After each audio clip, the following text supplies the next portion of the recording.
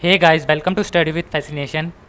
आज हम करेंगे science olympiad class 9 chapter 2 is matter around us pure part 4।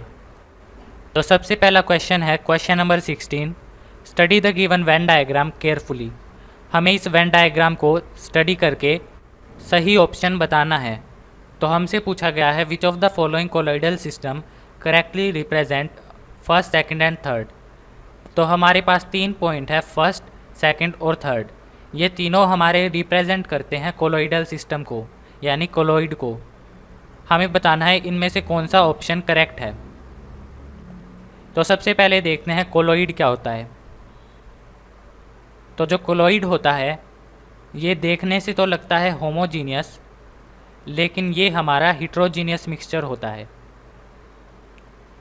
अगर हम कोलॉइड में से लाइट पास करें तो जो कोलॉइड है वो लाइट को स्कैटर करता है और उसको हम कहते हैं टिंडल इफेक्ट। तो अगर हमारे पास एक ग्लास है और उसके अंदर है कोलॉइडल सॉल्यूशन और उसमें से अगर हम लाइट पास करें तो उस लाइट का पाथ विजिबल होगा कोलॉइडल सॉल्यूशन में से, इसे हम कहेंगे टिंडल इफेक्ट।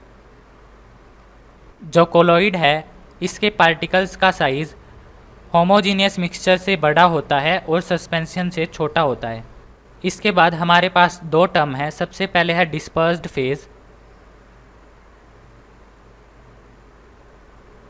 और सेकंड टर्म है हमारे पास डिस्पर्सिंग मीडियम। ये जो दोनों टर्म्स हैं ये सिमिलर हैं सोल्यूट और सोलवेंट के। तो हमारे पास है सोल्यूट और सोलवेंट। हमें पता है सोल्यूट और सोलवेंट ये दोनों मिलकर हमारे बनाते हैं सॉल्यूशन को। Solute plus solvent is equal to solution. लेकिन dispersed phase plus dispersing medium is equal to colloidal solution. तो कोलॉइडल सॉल्यूशन के केस में हम टर्म्स यूज़ करते हैं डिस्पर्स्ड फेज और डिस्पर्सिंग मीडियम। जो डिस्पर्स्ड फेज है ये अमाउंट में कम होता है और डिस्पर्सिंग मीडियम अमाउंट में ज़्यादा होता है। सबसे पहला पॉइंट है पॉइंट 1। ये जो पॉइंट है ये 2 सर्कल्स के बीच में है। ऊपर वाला सर्कल है सॉलिड और नीचे वाला है लिक्विड। तो पॉइंट 1 हमारा सॉलिड और लिक्विड के बीच में है। इसका मतलब जो पॉइंट 1 है ये दिखाता है सॉलिड प्लस लिक्विड को या लिक्विड प्लस सॉलिड को। जो सॉलिड प्लस लिक्विड है इसको हम कहते हैं सोल और जो लिक्विड प्लस सॉलिड है इसको हम कहते हैं जेल। तो हमें ऑप्शंस में से वो सब्सटेंस चूज़ करना है जो या तो सोल हो या जेल। तो सबसे पहले है मिस्ट। ये होती है हमारी लिक्विड प्लस गैस, क्योंकि जो मिस्ट है इसके अंदर वाटर वेपर्स होती हैं और वो एटमॉस्फेरिक गैस में प्रेजेंट होती है।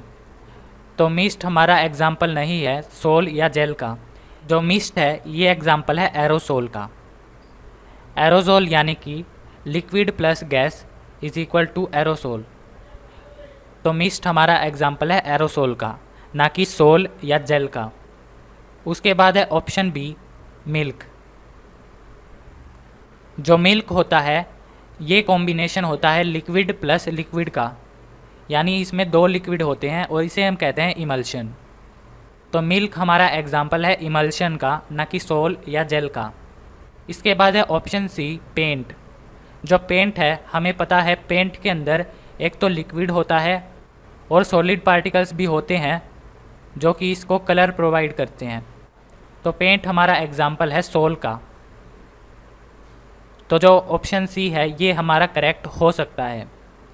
उसके बाद है ऑप्शन डी कलर्ड ग्लास। जो कलर्ड ग्लास है ये बना होता है सॉलिड प्लस सॉलिड से, और सॉलिड प्लस सॉलिड इन दोनों को हम कहते हैं सॉलिड सोल। तो अब तक जो हमारा करेक्ट ऑप्शन है वो है ऑप्शन सी। इसके बाद हम देखते हैं पॉइंट 2। पॉइंट 2 दिखाता है हमारा सॉलिड प्लस गैस को। जो पॉइंट 2 है ये या तो दिखाता है सॉलिड प्लस गैस को या ये दिखाता है गैस प्लस सॉलिड को। सॉलिड प्लस गैस को हम कहते हैं एरोजोल और गैस प्लस सॉलिड को हम कहते हैं सॉलिड सोल। तो हमें या तो एरोजोल चाहिए या सॉलिड सोल। तो अब हम देखते हैं ऑप्शन नंबर 2। सबसे पहले है व्हिप्ड क्रीम। व्हिप्ड क्रीम हमारा एग्जाम्पल है गैस प्लस लिक्विड का, और इसको हम कहते हैं फोम। उसके बाद है ऑप्शन बी हेयर क्रीम। जो हेयर क्रीम है ये हमारा एग्जाम्पल है लिक्विड प्लस लिक्विड का, यानी कि इमल्शन। उसके बाद है स्मोक। जो स्मोक है ये एग्जाम्पल है सॉलिड प्लस गैस का, जो कि है एरोजोल, और हमें चाहिए एरोजोल। जो स्मोक है ये एग्जाम्पल है एरोसोल का। अब नेक्स्ट है हमारा option number 3 liquid plus gas या गैस प्लस लिक्विड। तो लिक्विड प्लस गैस या गैस प्लस लिक्विड। जो लिक्विड प्लस गैस है इसको हम बोलेंगे एरोसोल, और जो गैस प्लस लिक्विड है इसको हम बोलेंगे फोम। तो या तो हमें एरोसोल चाहिए या फोम। तो सबसे पहले है डस्ट फ्यूम्स। डस्ट हमारा आता है सॉलिड प्लस लिक्विड में, जो कि होता है एरोसोल, लेकिन हमें वो वाला एरोसोल चाहिए जिसमें लिक्विड प्लस गैस हो, लेकिन इसमें है सॉलिड प्लस लिक्विड, तो ये इनकरेक्ट है। उसके बाद है पमिस स्टोन। जो पमिस स्टोन है ये हमारा एग्जाम्पल है सॉलिड प्लस गैस का। जो पमिस स्टोन है ये सॉलिड होता है और इसके अंदर छेद होते हैं जिसके थ्रू गैस जो है वो पास होती है, और ये जो स्टोन है ये वाटर पर फ्लोट कर सकता है क्योंकि इसके अंदर गैस है और वो इसको लाइट बना देती है। उसके बाद है क्लाउड।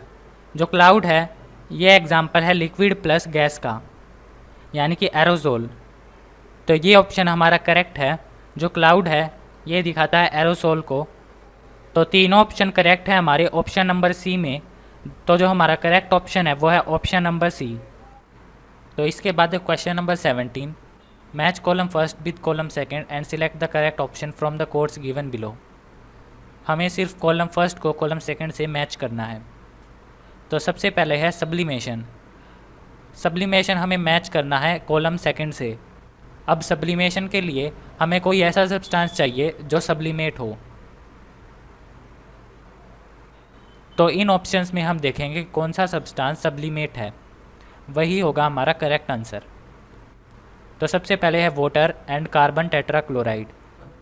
इन दोनों में से कोई भी सब्लिमेट नहीं है। इसके बाद है सोडियम क्लोराइड और पोटाशियम नाइट्रेट।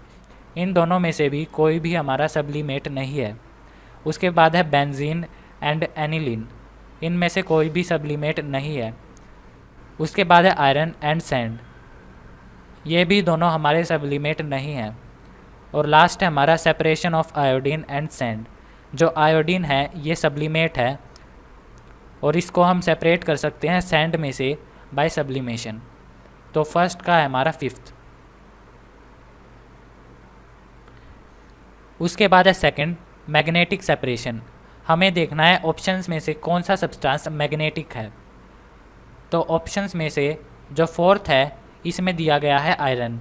जो आयरन है ये एक मैग्नेटिक सब्सटेंस है, तो मैग्नेटिक सेपरेशन हम यूज़ करेंगे आयरन और सैंड को सेपरेट करने में। तो बी का है हमारा 4th। इसके बाद है डिस्टिलेशन।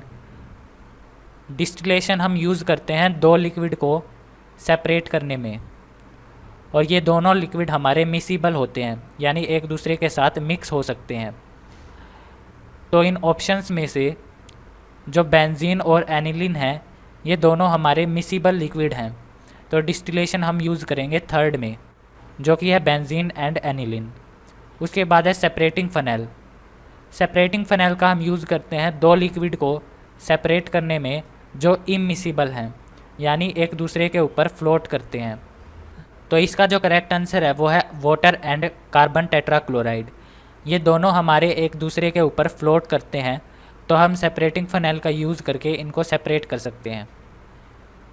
अब लास्ट है हमारा फ्रैक्शनल क्रिस्टलाइजेशन। क्रिस्टलाइजेशन सुनते ही हमारे दिमाग में वर्ड आता है क्रिस्टल। हमें कोई ऐसा सब्सटेंस चाहिए जो क्रिस्टल की फॉर्म में एग्जिस्ट करता हो। तो जो ऑप्शन सेकंड है sodium chloride and potassium nitrate, इसमें जो सोडियम क्लोराइड है यानी कि सोल्ट हमारा क्रिस्टल की फॉर्म में एग्जिस्ट करता है। तो सोडियम क्लोराइड और पोटाशियम नाइट्रेट इन दोनों को हम क्रिस्टलाइजेशन से सेपरेट कर सकते हैं। तो ई का है हमारा second separation of sodium chloride and potassium nitrate. तो करेक्ट ऑप्शन है हमारा option B question number 18, study the given flow chart and select the correct statement. तो इस फ्लो चार्ट में सबसे ऊपर दिया गया है सल्फ़र प्लस कोल पाउडर प्लस कॉमन सोल्ट। इन तीनों को हमने मिक्स किया है और फिर इनको एक लिक्विड में डिज़ोल्व किया है। उस लिक्विड का नाम है एक्स।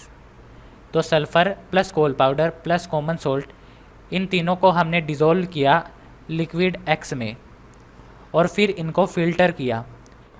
फ़िल्टर करने के बाद वो सब्सटेंस फ़िल्टर पेपर से पास होगा जो उस लिक्विड में सॉल्यूबल है।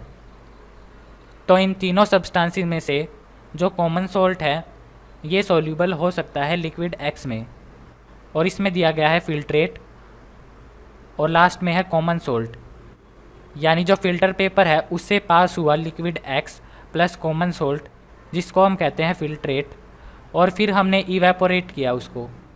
तो जो लिक्विड एक्स था वो इवेपोरेट हो गया और लास्ट में बचा कॉमन सोल्ट। अब ये तो था हमारा फ़िल्ट्रेट वाला पार्ट।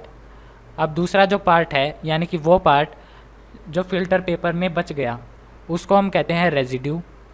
तो अगर कॉमन सोल्ट हमारा पास हो गया फ़िल्टर पेपर से, तो हमारे पास बचा सल्फ़र प्लस कोल पाउडर। तो रेजिड्यू है हमारा सल्फ़र प्लस कोल पाउडर। अब इन दोनों को हमने फिर से डिज़ोल्व किया लिक्विड वाई में। लिक्विड वाई में डिज़ोल्व करने पर जो फ़िल्ट्रेट है वो है सल्फ़र। यानी जो ये लिक्विड वाई है ये ऐसा लिक्विड है जिसके अंदर सल्फ़र डिज़ोल्व हो सकता है, इसीलिए जो सल्फ़र है वो डिज़ोल्व होके फ़िल्ट्रेट में आया और फिर हमने इवेपोरेशन किया और हमको मिला सल्फ़र। अब इसमें से हमें दोबारा रेजिड्यू मिला जो कि है कोल। अब इस फ्लो चार्ट को स्टडी करने के बाद हमें 3 बातें पता चली। फर्स्ट है हमारी जो कॉमन सोल्ट है वो डिज़ोल्व हो सकता है लिक्विड एक्स में। सेकंड पॉइंट है हमारा जो सल्फ़र है वो डिज़ोल्व हो सकता है लिक्विड वाई में। और जो थर्ड पॉइंट है वो है कि जो कोल है वो ना तो एक्स में ना वाई में डिज़ोल्व नहीं हो सकता। अब हम रीड करते हैं हमारी स्टेटमेंट्स। फर्स्ट स्टेटमेंट है the property use to separate mixture is solubility of different components in different solvent. ये ऑप्शन हमारा करेक्ट है। जो हमने प्रॉपर्टी यूज़ की है वो है सोल्यूबिलिटी, यानी कौन सा सब्सटेंस लिक्विड में सोल्यूबल है और कौन सा नहीं। तो ये ऑप्शन हमारा करेक्ट है। उसके बाद है option 2, sulphur is soluble in carbon disulphide and salt in water and coal is insoluble in both. Sulphur soluble है कार्बन डाइसल्फाइड में, ये ऑप्शन करेक्ट है। सल्फ़र जो है वो कार्बन डाइसल्फाइड में सोल्यूबल है, और जो सोल्ट है वो वाटर में सोल्यूबल है, और जो कोल है वो ना तो वाटर ना कार्बन डाइसल्फाइड, इन दोनों में किसी में भी सोल्यूबल नहीं है। ये भी ऑप्शन करेक्ट है। अब थर्ड है हमारा एक्स इज़ वाटर, यानी लिक्विड एक्स हमारा वाटर था और वाई हमारा कार्बन डाइसल्फाइड, ये भी हमारा ऑप्शन करेक्ट है।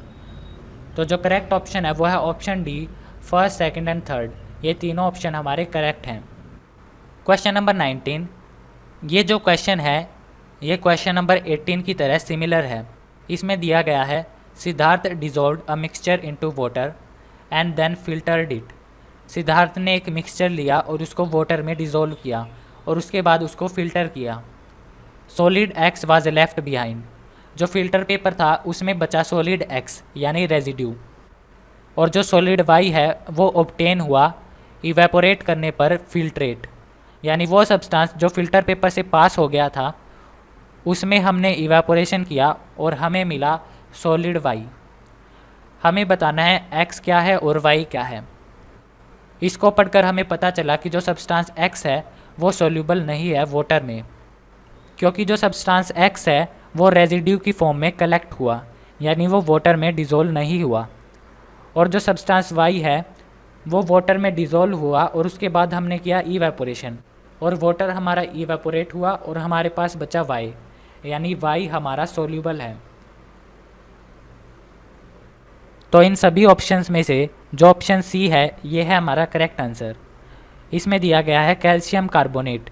कैल्शियम कार्बोनेट हमारा इनसोल्यूबल है वाटर में, और जो सोडियम क्लोराइड है यानी कि सोल्ट वो हमारा सोल्यूबल है वाटर में। तो करेक्ट ऑप्शन है हमारा option C. Question number 20, which of the following statement about given experimental setup is are incorrect. ये जो एक्सपेरिमेंटल सेटअप है ये हमने किया था पार्ट 3 में, जो कि था क्वेश्चन नंबर 11।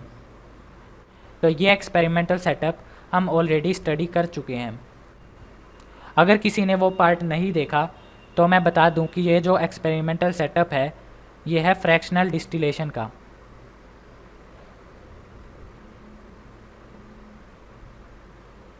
तो सबसे पहली स्टेटमेंट है, it is use to separate mixture of 2 और more miscible liquid for which the difference in boiling point is more than 25 K। ये ऑप्शन हमारा इनकरेक्ट है। जो फ्रैक्शनल डिस्टिलेशन है इसका हम यूज़ करते हैं 2 या 2 से ज़्यादा मिसिबल लिक्विड सेपरेट करने में, लेकिन इस स्टेटमेंट में कहा गया है कि जो मिसिबल लिक्विड है उनके बॉइलिंग पॉइंट का डिफरेंस 25 से ज़्यादा है। लेकिन फ्रैक्शनल डिस्टिलेशन में जो लिक्विड होते हैं उनके बॉइलिंग पॉइंट का डिफरेंस 25 से कम होता है, ना कि ज़्यादा। तो यहाँ मोर देन की जगह जो लेस देन है वो करेक्ट होता। तो ये ऑप्शन हमारा इनकरेक्ट है। इसके बाद है statement second, it is use to separate different gases from air. ये ऑप्शन हमारा करेक्ट है। फ्रैक्शनल डिस्टिलेशन से हम एयर में से डिफरेंट गैसेज सेपरेट कर सकते हैं। इसके बाद है option 3, it is use to separate acetone and water from their mixture. ये ऑप्शन हमारा इनकरेक्ट है। जो एसीटोन है और जो वाटर है इन दोनों का जो बॉइलिंग पॉइंट का डिफरेंस है वो 25 से ज़्यादा है। तो इनको सेपरेट करने के लिए हम सिंपल डिस्टिलेशन यूज़ करेंगे, ना कि फ्रैक्शनल डिस्टिलेशन, क्योंकि फ्रैक्शनल डिस्टिलेशन हम यूज़ करते हैं जिनके बॉइलिंग पॉइंट का डिफरेंस 25 से कम होता है, ना कि ज़्यादा।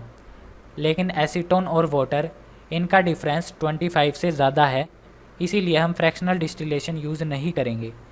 तो ये स्टेटमेंट हमारी इनकरेक्ट है। अब लास्ट स्टेटमेंट है statement 4, it is based on the principle of repeated cooling and condensation of vapours by providing surface for the vapours. Fractional distillation में हम सबसे पहले लिक्विड को हीट करते हैं, जिसका बॉइलिंग पॉइंट कम होता है वो पहले इवेपोरेट हो जाता है और फिर हम उसको कूल करके उसको कंडेंस करते हैं लिक्विड में। तो इससे हमारे दोनों लिक्विड सेपरेट हो जाते हैं। जो पहले वाला लिक्विड है जिसका बॉइलिंग पॉइंट कम है वो पहले लिक्विड में कन्वर्ट हो गया, और जो दूसरा लिक्विड है वो देर से इवेपोरेट होता है और वो बाद में कलेक्ट होता है लिक्विड की फॉर्म में। तो इससे दोनों लिक्विड हमारे सेपरेटली कलेक्ट होते हैं। तो ये प्रिंसिपल बेस्ड है repeated cooling and condensation of vapours by providing surface area for the vapours. ये ऑप्शन हमारा करेक्ट है। हमसे पूछा गया था इनकरेक्ट स्टेटमेंट कौन सी है, तो इनकरेक्ट स्टेटमेंट है option number 1 and option number 3। तो हमारा करेक्ट ऑप्शन है option number D, first and third only. तो हमने अपना चैप्टर 2 कंप्लीट कर लिया है। नेक्स्ट वीडियो में हम करेंगे चैप्टर 3।